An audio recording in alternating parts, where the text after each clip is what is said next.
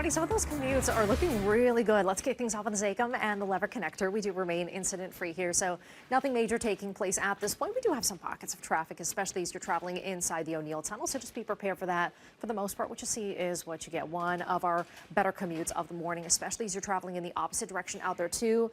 Expressway is a different situation depending on where you are. Columbia Road and Freeport Street tend to get a little bit busier. That's what we're starting to see right now. Once you get past all of that, it's not too bad. But even in the opposite direction, right by Mass Ave, we're starting to see some pockets of traffic. Nothing major taking place here. Those drive times as you're headed into the city, about 20 or 25 minutes.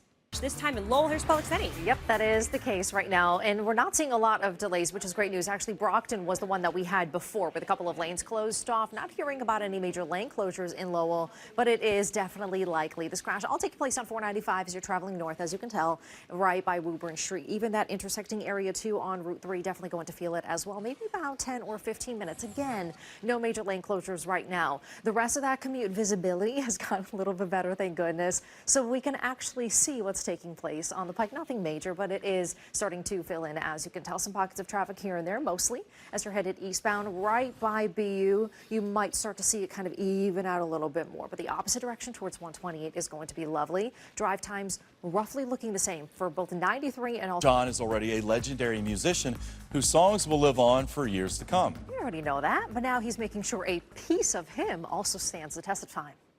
I heard he was selling them. Thoughts? Did I hear that? I don't know. How much of these? I don't want my own kneecap. Much like somebody else's. Why do we need what possessed him to do this? I don't know. He says it so well, though, doesn't he? He's like, the doctor was at the start. Yes, so this is what we did. Yes. I'm like, okay, so classy. Yeah. What is my that kneecaps. New Bedford police are now investigating, but they have not announced any arrests. In the newsroom, Polikseni, Manxhari, 7 News.